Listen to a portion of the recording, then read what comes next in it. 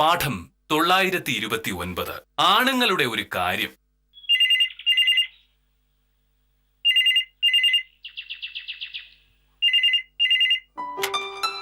Hello, അതെ സത്യഭാമയാണ്.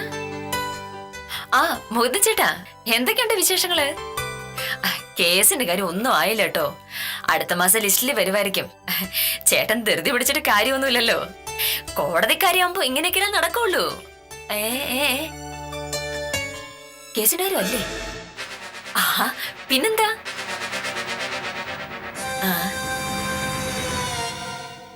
ആഹാ, ഇന്നലെയോ?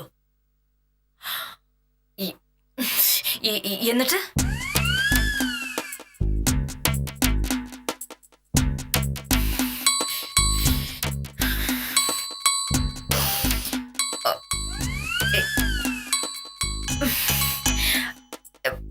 മോഹനേട്ടൻ ഒരു പ്രത്യേക ടൈപ്പാ. മോഹൻ ചേട്ടൻ ഒന്നും വിചാരിക്കല്ലേ. സോറി സോറി, ഒന്നും മനസ്സിൽ വെക്കല്ലേ. ശരി.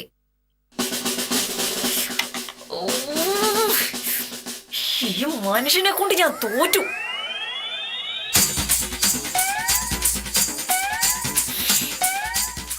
മോഹനേട്ടന്റെ തലയ്ക്ക് എന്തെങ്കിലും കുഴപ്പമുണ്ടോ? ചുമ്മാ ഗോഷ്ടി കാണിച്ചോണ്ടിരിക്കല്ലേ. വഴിയെ പോകുന്ന ആളുകളോട് ഈ ചുമ്മാ മെക്കിട്ട് കാണേണ്ട കാര്യം എന്താ മോഹനേട്ടന്? മനസ്സിലായില്ല. ഇന്നലെ വഴിക്ക് വെച്ച് മോഹനേട്ടൻ ആ മൂന്ന് ചേട്ടനെ കണ്ടിരുന്നോ? ഏത് മുകുന്ദൻ? ആ റിയൽ എസ്റ്റേറ്റ് കച്ചവടം നടത്തുന്ന മുകുന്ദൻ ചേട്ടൻ. ആ മുകുന്ദനോ? അതെ, കണ്ടിരുന്നു. എന്നിട്ടോ? എന്നിട്ടെന്താ? മോഹനേട്ടൻ അങ്ങോട്ട് വഴക്കുണ്ടാക്കാൻ പോയില്ലയോന്ന്? വഴക്കൊന്നും ഉണ്ടാക്കിയില്ല. പക്ഷെ എന്നോട് ആവശ്യമില്ലാത്ത കാര്യങ്ങൾ പറഞ്ഞു വന്നപ്പോ എനിക്ക് ഇഷ്ടപ്പെട്ടില്ല.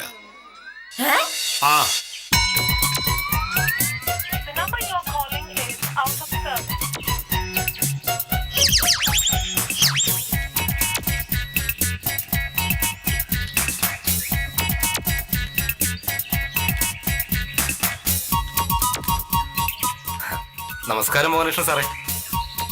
ഓഫീസിലേക്കായിരിക്കും. അല്ല, ചന്തയ്ക്ക് പോവാ. ചന്തയ്ക്കോ? എല്ലാ ദിവസവും ഈ സമയത്ത് ഞാൻ ഇതുവഴി പോകുന്നത് മുകുന്ദൻ കാണുന്നതല്ലേ. അപ്പൊ പിന്നെ ഞാൻ വില്ലേജ് ഓഫീസിലേക്ക് ആണോ എന്ന് ചോദിക്കേണ്ട കാര്യം എന്താണ്? വെറുതെ ഒരു കുശലം ചോദിച്ചതല്ലേ സാറേ. മുകുന്ദന് വെറുതെ കുശലം ചോദിക്കാനുള്ള ഒരാളല്ല മോഹനകൃഷ്ണൻ. ഉത്തരവാദിത്തപ്പെട്ട ഒരു വില്ലേജ് ഓഫീസറാണ്. വെറുതെ എന്തെങ്കിലുമൊക്കെ പറയണമെന്നുണ്ടെങ്കിൽ അതിനെ പറ്റിയ ആളെ വേറെ നോക്കിക്കൊള്ളണം. ഞാനൊരു ഇന്ത്യൻ പൗരനാണ്. ഇത് പൊതുവഴി. ഇവിടെ നിന്ന് ഞാൻ എനിക്ക് തോന്നുന്നതൊക്കെ പറയും.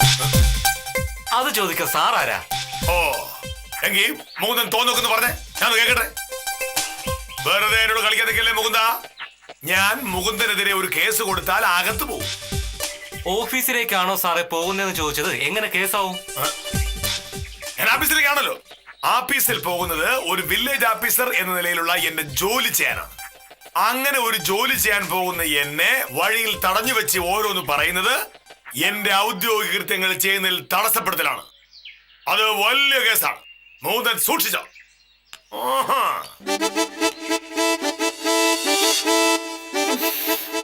ഒരാളെ വഴി കാണുമ്പോ എന്തേലും കുശലം പറയുന്നതിൽ എന്താണ് എന്റെ മോനയുടെ ഇത്ര വലിയ തെറ്റ്? ഞാൻ പല പ്രാവശ്യം പറഞ്ഞിട്ടുണ്ട്, ഒരാവശ്യവുമില്ലാത്ത കാര്യങ്ങൾ ആരും ചോദിക്കുന്നതും പറയുന്നതും എനിക്ക് ഇഷ്ടമല്ല. അങ്ങനെ ചോദിക്കാൻ വന്നാൽ എനിക്ക് പറയാനുള്ളത് ഞാനും പറയും. മോഹനേട്ടൻ എന്താണ് ഈ ധരിച്ചു വെച്ചിരിക്കുന്നത്? മോഹനേട്ടൻ ഈ നാട്ടിലെ രാജാവാണെന്നോ? മോഹനേട്ടൻ ഇഷ്ടമുള്ള പോലെ മാത്രമേ മറ്റുള്ളവർ സംസാരിക്കുമെന്ന് പറയാൻ മോഹനേട്ടൻ ആരാ അധികാരം തന്നിരിക്കുന്നേ? ഈ സ്വഭാവം കാരണം നാണം കിടന്നു മുഴുവൻ ഞാനാണ്.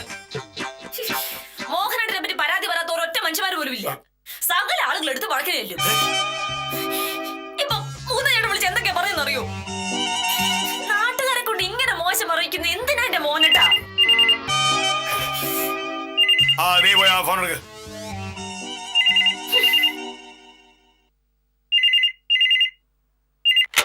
ഹലോ, മോഹനകൃഷ്ണന്റെ വീടല്ലേ? അതെ. സാറിന് ഒന്ന് കിട്ടോ? ആരാണ്? ഞാൻ പ്രഹ്ലാദനാണ്, കാഞ്ചനയുടെ. മനസ്സിലായി, ഞാൻ കൊടുക്കാം. മോനേട്ടാ,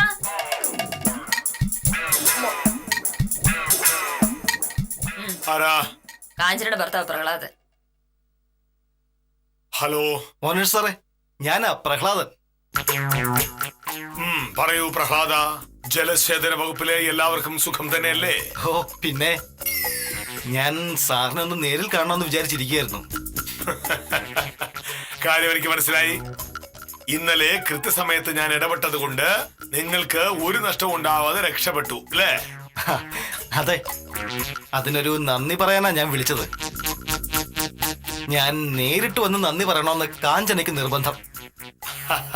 പക്ഷേ ഇന്ന് ഓഫീസിൽ ഒരുപാട് തിരക്കുണ്ടേ. അതിലിപ്പോ നന്ദിയുടെ കാര്യമൊന്നുമില്ല പ്രഹ്ലാദ. നമ്മളെല്ലാവരും മനുഷ്യരല്ലേ, മനുഷ്യർ പരസ്പരം സഹായിക്കുന്നു, അത്രേ ഉള്ളൂ. എന്തായാലും പ്രഹ്ലാദൻ വിളിച്ചല്ലോ, അതിൽ എനിക്ക് വളരെയധികം സന്തോഷമുണ്ട്. എന്താണോ പ്രഹ്ലാദനായിട്ട് ഒരു നന്ദിയുടെ ബിസിനസ്? നീ ഒരല്പം മുൻപ് പറഞ്ഞില്ലേ എന്റെ സ്വഭാവം കാരണം നിനക്ക് പുറത്തിറങ്ങി നടക്കാൻ പറ്റാതായി എന്ന്. മുകുന്ദൻ എന്ന വായി നോക്കി എന്നെ പറ്റി എന്തോ പറഞ്ഞതിന്റെ പേരിലായിരുന്നല്ലോ നിന്റെ ആ ബഹളം. എന്നെ പറ്റി മറ്റുള്ളവരുടെ അഭിപ്രായം അറിയണമെങ്കിൽ നീ പ്രഹ്ലാദനോട് ചോദിച്ചു നോക്കും. എന്താണ് കാര്യം? ഇന്നലെ ആഫീസിൽ വെച്ച് ഒരു സംഭവം ഉണ്ടായി.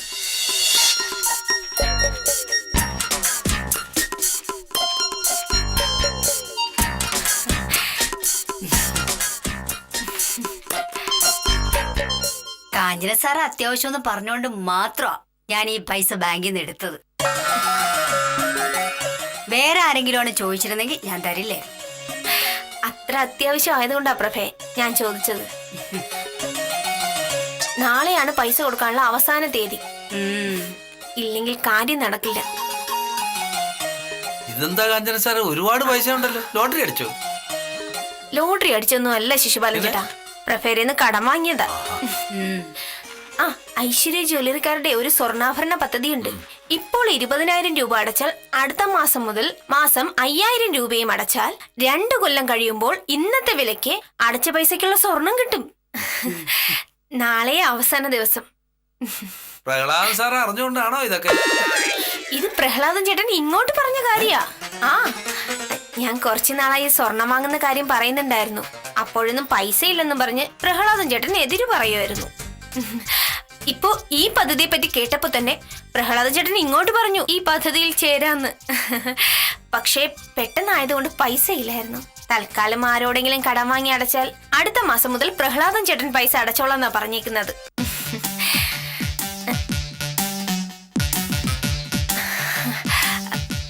നമസ്കാരം സർ. നമസ്കാരം. കാഞ്ചന പറയുന്നത് മുഴുവൻ ഞാൻ കേട്ടു. നിങ്ങളെ പോലുള്ളവർ ഈ നാട്ടിലൊന്നും അല്ലേ ജീവിക്കുന്നത്? എന്താ സർ?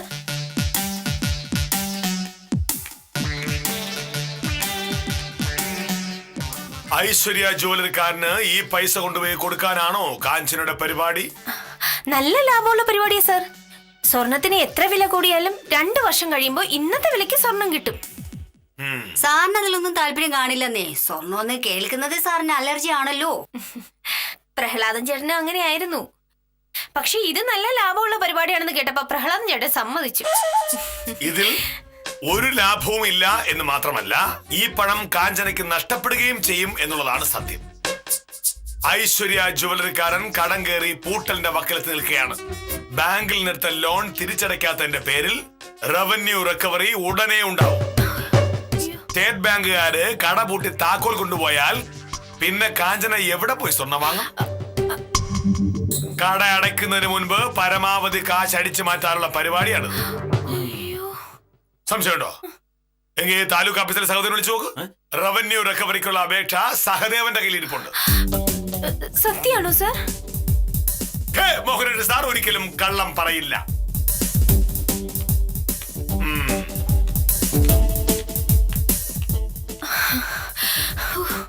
ഈശ്വര, മോഹനേഷ സാർ ഉള്ളത് കൊണ്ട് രക്ഷപ്പെട്ടു. ഇല്ലെങ്കിൽ ഈ കാശ് ഒരു പോക്ക് പോയനെ.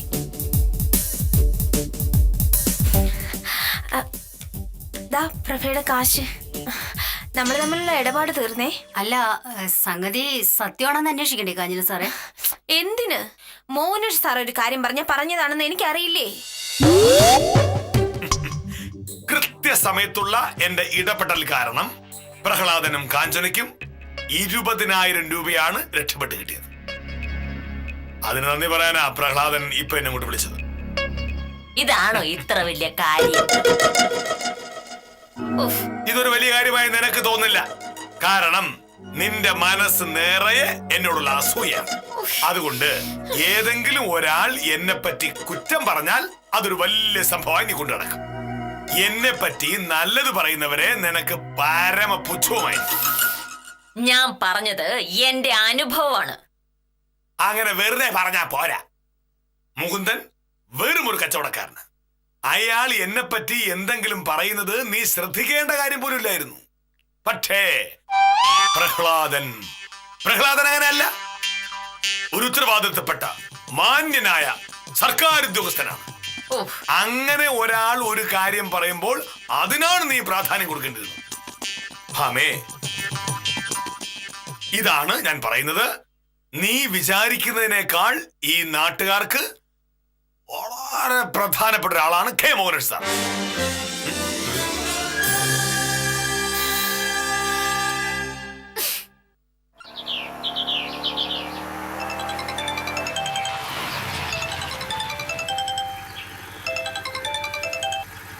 ഹലോ, അതെ മുകുന്ദനാണ്. ആ ജോണിക്കുട്ടി, ഞാൻ അങ്ങോട്ട് വന്നോണ്ടിരിക്കുക. നീ ആ പഞ്ചായത്ത് ഓഫീസിന്റെ അടുത്ത് നിന്നാ മതി. ശരി, ഓക്കെ.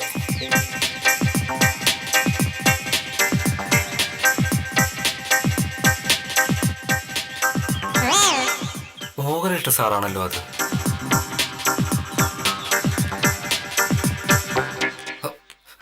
എങ്ങോട്ടാണ്? അത് സാറിനോട് പറയേണ്ട കാര്യമില്ല. ഇല്ല, പക്ഷേ എന്റെ ഭാര്യയെ ഫോണിൽ വിളിച്ച് എന്നെ പറ്റി അനാവശ്യം പറയുന്നത് വൃത്തികേടാണ്. മോഹൻ എന്താ കരുതത്? ഭാമയോട് എന്തെങ്കിലും പറഞ്ഞാൽ അവൾ എന്നെ മൂക്കിനകത്തോട് വലിച്ചിരുന്നു കരുതി. മോഹന്താ, ആണുങ്ങൾ ഇടപെടുന്നത് ആണുങ്ങളോടായിരിക്കണം. നിങ്ങളെപ്പോലുള്ള പമ്പര വിട്ടികളാണ് ആണുങ്ങളുടെ വില കളയുന്നത്. മേലിൽ എന്റെ കൺമുന്നിലെങ്ങനെ കണ്ട മോഹൻ വിവരം അറിയും. ഞാൻ ഈ പറഞ്ഞത് ഭാമയെ വിളിച്ചു പറഞ്ഞ് ആളാകാം എന്നൊരു ധാരണ മുകുന്ദനുണ്ടായിരിക്കും. പക്ഷേ മുകുന്ദ, ഞാൻ ഈ പറഞ്ഞതെങ്ങാനും ഭാമയോട് പോയി പറഞ്ഞാൽ എന്നെങ്കിലും ഒരിക്കൽ മുകുന്ദൻ എനിക്ക് വില്ലേജ് ഓഫീസിൽ കിട്ടുമല്ലോ. അന്ന് മുകുന്ദൻ വിവരം അറിയും. ആണുങ്ങളുമായി ഇടപെടുന്നതാണ് നല്ലത്. അഹങ്കാരി.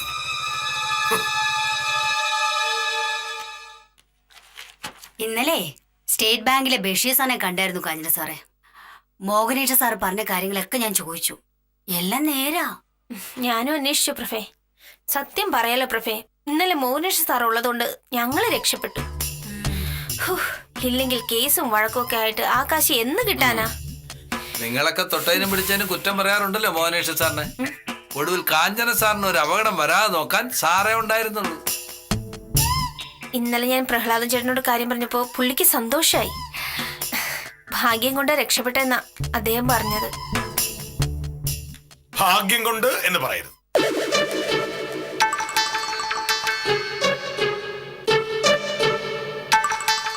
ഈ നാട്ടിൽ നടക്കുന്ന കാര്യങ്ങളൊക്കെ ഞാൻ കൃത്യമായി അറിയുന്നത് കൊണ്ട് നിങ്ങൾ രക്ഷപ്പെട്ടു. ഇല്ലെങ്കിൽ കാഞ്ചനയുടെ രൂപ 20,000 വെള്ളത്തിൽ വരച്ച വരെയായനെ. സർ, പ്രഹ്ലാദൻ ചേട്ടന് വലിയ സന്തോഷായി. സാറിനെ നേരിക്കണ്ട് നന്ദി പറയണമെന്ന് പറഞ്ഞിരിക്കുക. ആ, പ്രഹ്ലാദനെ വിളിച്ചിരുന്നു. നേരിട്ട് കാണേണ്ട കാര്യമൊന്നുമില്ല എന്ന് ഞാൻ പ്രഹ്ലാദനോട് പറഞ്ഞിട്ടുണ്ട്.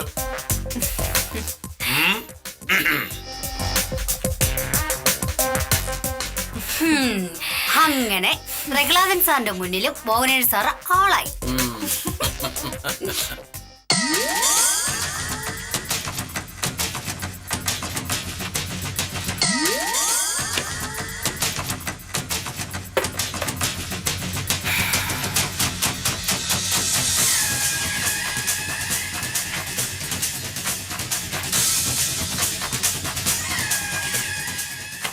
ഇതങ്ങോട്ട് കൊടുത്തുള്ളൂ കേട്ടോ. കിട്ടിയോ? ദാ. അയ്യോ, ആരായി വരുന്നത്? പ്രഹ്ലാദൻ സാറോ? വാ സാറേ, വരണോ? എന്തൊക്കെയുണ്ട് ശിശുപാലൻ ചേട്ടാ ഓ, വിശേഷങ്ങൾ? എന്തോന്ന് വിശേഷം സാർ, അങ്ങനെ പോണു. പ്രഭയ്ക്ക് ആ സുഖല്ലേ? സുഖം സാർ. ഞാൻ മോഹനേശ്വർ സാറിനെ ഒന്ന് കാണാൻ വന്നതാ. മനസ്സിലായി. കഥകളൊക്കെ ഞങ്ങൾക്ക് അറിയാലോ. ഇന്നലെ മോഹനേഷ് സാർ ഇടപെട്ടില്ലെങ്കിൽ കാണായിരുന്നു. അതെ, സാർ ഉള്ളത് കൊണ്ട് രക്ഷപ്പെട്ടു. ആഹാ, ഇതാരാ പ്രഹ്ലാദനോ? നമസ്കാരം സാർ. നമസ്കാരം. ഇങ്ങോട്ട് വരേണ്ട കാര്യമൊന്നും ഇല്ല എന്ന് ഞാൻ പ്രഹ്ലാദനോട് പറഞ്ഞാണല്ലോ. വെറുതെ പ്രഹ്ലാദൻ മെനക്കെട്ടു. അങ്ങനെ പറയരുത് സാർ. ഏ, ഏ. സാറിനെ നേരിട്ട് കണ്ട് സംസാരിച്ചില്ലെങ്കിൽ എനിക്ക് സമാധാനം കിട്ടില്ല. ആ, 1-2 രൂപയുടെ കാര്യമല്ലല്ലോ, 20,000 രൂപയല്ലേ? 20,000. ആ, ഞാൻ വന്നോണ്ട് ഇവിടുത്തെ കാര്യങ്ങൾ മുടങ്ങണ്ട, ജോലി നടക്കട്ടെ. ഞാൻ സാറിനോട് സംസാരിച്ചോളാം. ശരി. ആ, നമുക്ക് പുറത്ത് നിന്നാലോ സാറേ? ആ, ആയിക്കോട്ടെ.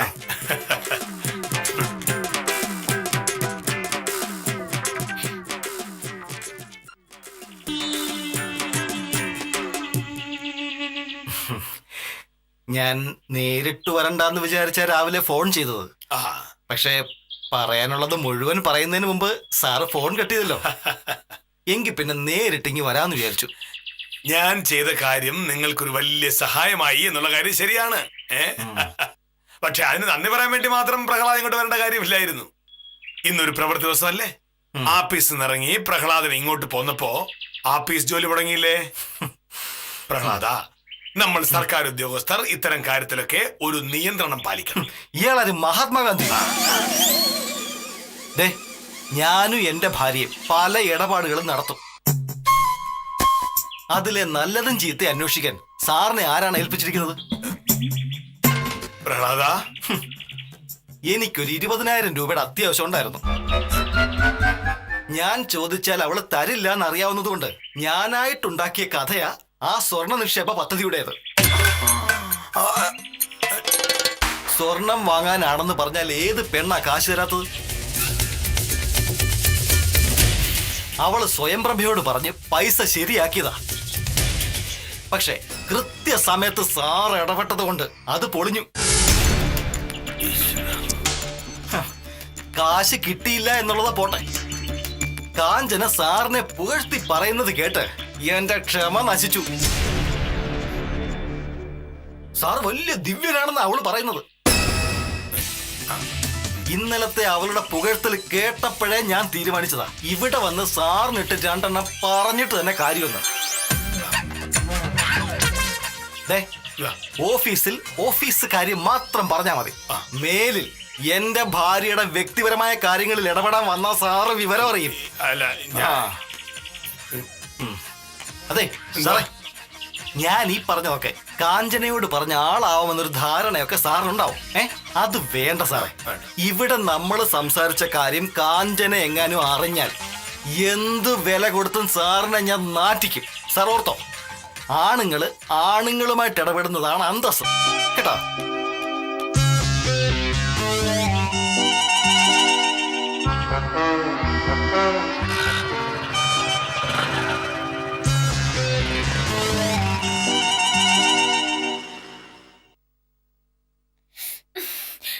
കഷ്ടാണ് മോനേട്ടാ.